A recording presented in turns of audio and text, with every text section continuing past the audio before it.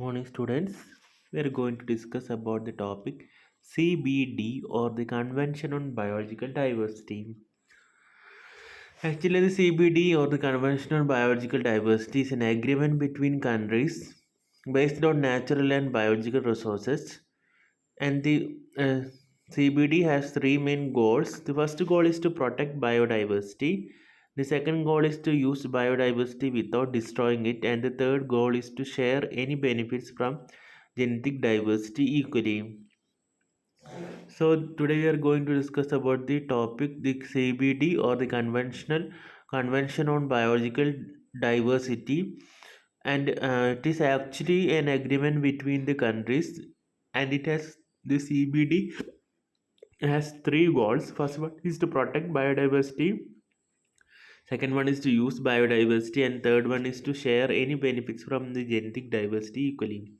അപ്പോൾ നമ്മളിന്ന് ഡിസ്കസ് ചെയ്യാൻ പോകുന്നത് CBD അല്ലെങ്കിൽ കൺവെൻഷൻ ഓൺ ബയോളജിക്കൽ ഡൈവേഴ്സിറ്റി എന്ന് പറഞ്ഞ ടോപ്പിക്കാണ്.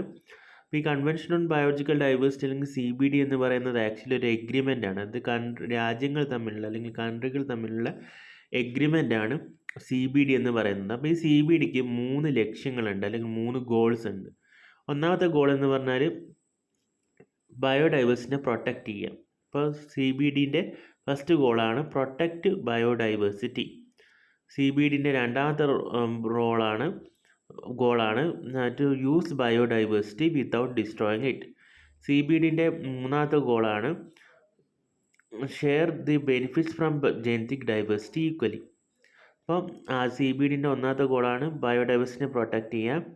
CBDൻ്റെ രണ്ടാമത്തെ ഗോളാണ് ബയോഡൈവേഴ്സിറ്റിനെ യൂസ് ചെയ്യുക, അതായത് ബയോഡൈവേഴ്സിറ്റിനെ ഡിസ്ട്രോയ് ചെയ്യാതെ അതിനെ യൂസ് ചെയ്യുക. മൂന്നാമത്തെ ഗോളാണ് ജെനറ്റിക് ഡൈവേഴ്സിറ്റി എന്നുള്ള ബെനിഫിറ്റ് ഈക്വലായിട്ട് ഷെയർ ചെയ്യും.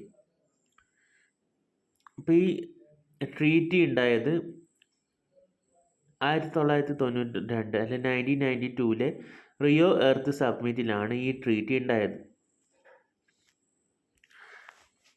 So according to Article 8 of CBD, it states that establish or maintain means to regulate, manage or control the risk associated with the use and release of living modified organisms resulting from biotechnology which are likely to have adverse environmental impacts that could affect the conservation and sustainable use of biological diversity, taking also into account the risk to human health. So ഈ CBDൻ്റെ article 8 പ്രകാരം genetically modified ആയിട്ടുള്ള അല്ലെങ്കിൽ manipulate അല്ലെങ്കിൽ other means വഴി modified ആയിട്ടുള്ള ഓർഗാനിസത്തിനെ release ചെയ്യുന്നതുമായി ഉണ്ടാകുന്ന എൻവയറമെൻറ്റിൽ ഉണ്ടാകുന്ന impact control ചെയ്യാനും മാനേജ് ചെയ്യാനും വേണ്ടിയിട്ടാണ് ഇത് ഉണ്ടാക്കിയെന്ന് പറയുന്നുണ്ട്.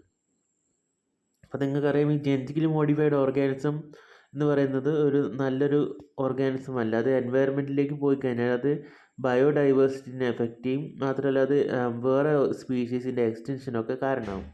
അപ്പോൾ ഈ CBDൻ്റെ ആർട്ടിക്കിൾ 8 പ്രകാരം ഈ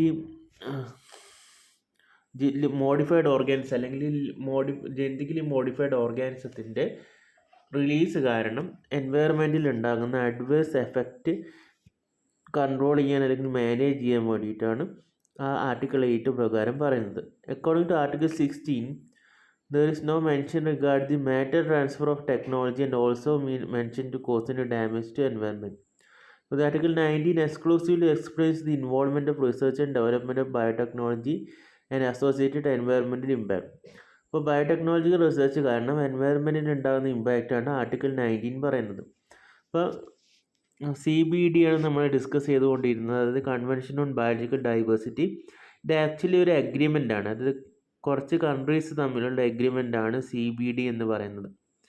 അപ്പോൾ ഇത് പ്രകാരം ഇതിന് 3 ഗോൾസ് ആണുള്ളത്. ഒന്നാമത്തെ ബയോഡൈവേഴ്സിറ്റിനെ പ്രൊട്ടക്റ്റ് ചെയ്യുക, രണ്ടാമത്തത് ഡാമേജ് കോസ് ചെയ്യാതെ ബയോഡൈവേഴ്സിറ്റിനെ യൂസ് ചെയ്യുക, മൂന്നാമത്തത് ബയോഡൈവേഴ്സിറ്റിന് കിട്ടുന്ന ബെനിഫിറ്റ്സ് ഈക്വലായിട്ട് ഷെയർ ചെയ്യുക. ഇപ്പോൾ ഈ CBD ഉണ്ടായിരിക്കുന്നത് 1992 നടന്ന റിയോ ഡി ജനറോയിൽ നടന്ന റിയോ എർത്ത് സബ്മിറ്റിലാണ് ഈ CBD ഉണ്ടായിരിക്കുന്നത്. ഈ CBDൻ്റെ ആർട്ടിക്കിൾ 8 പ്രകാരം ഈ ജെനറ്റിക്കലി മോഡിഫൈഡ് ഓർഗാനിസത്തിൻ്റെ ഒക്കെ റിലീസ് കാരണം എൻവയറമെൻറ്റിൽ ഉണ്ടാകുന്ന അഡ്വേഴ്സ് എഫക്റ്റിനെ റെഗുലേറ്റ് ചെയ്യാനും മാനേജ് ചെയ്യാനും കൺട്രോൾ ചെയ്യാനും വേണ്ടിയിട്ടാണ് പറയുന്നത്.